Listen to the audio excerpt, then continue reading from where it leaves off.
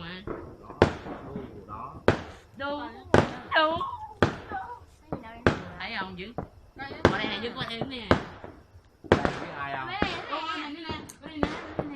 Quá bên này sáng rồi. Chân dưa nè, có chân dưa nè. Lấy con giá. Đó rồi, bên này vẫn nhiều. Vẫn nhiều Này đấy. xả mà. Xả gì ở đây chỗ này. Quay luôn á. Quay luôn mà. Quay đang nước rồi. Đâu. Em phải nhìn ơi.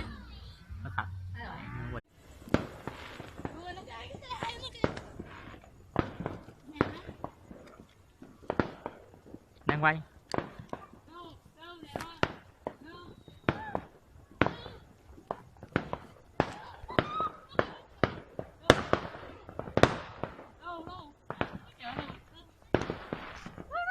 Muốn gì nhà quay nhảy.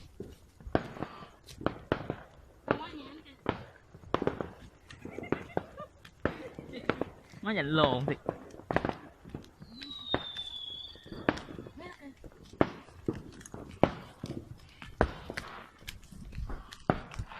đâu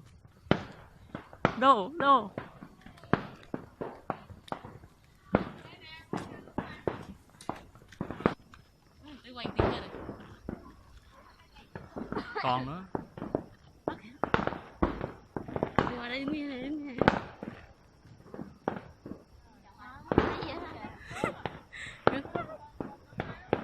Đồ Đâu. quá cao quá.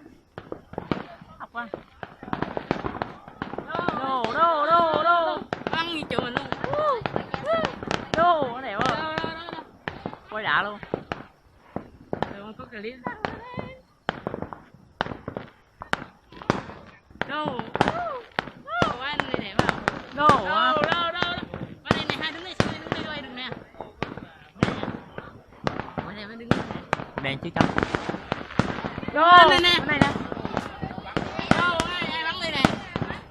Đó bên này không có. Đâu.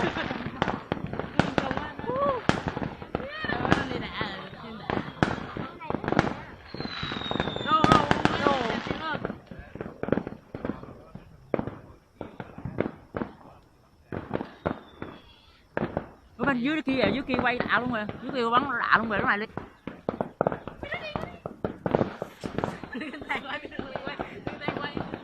Đâu, nó quay đẹp không?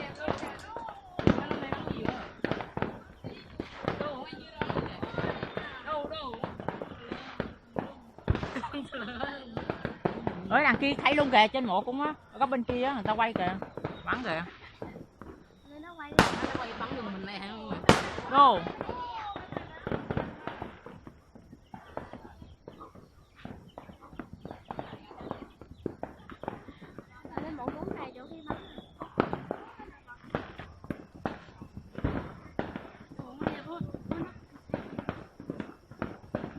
Đùng quá, nó bắn lia lịa luôn.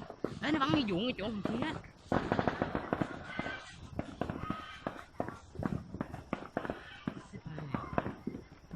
Vâng. Cái gì vậy? Ê, nó sang. Thôi lên Nó bộ. kìa.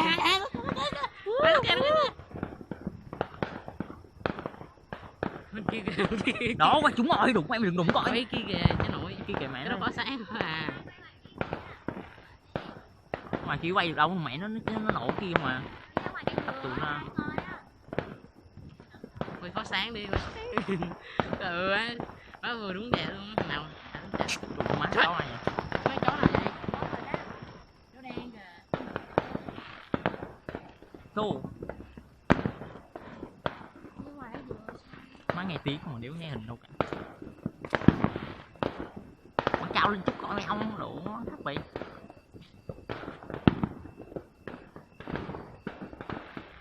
Ủa này bắn nhiều à. Ra ngoài đường coi đi coi, nó bắn được á.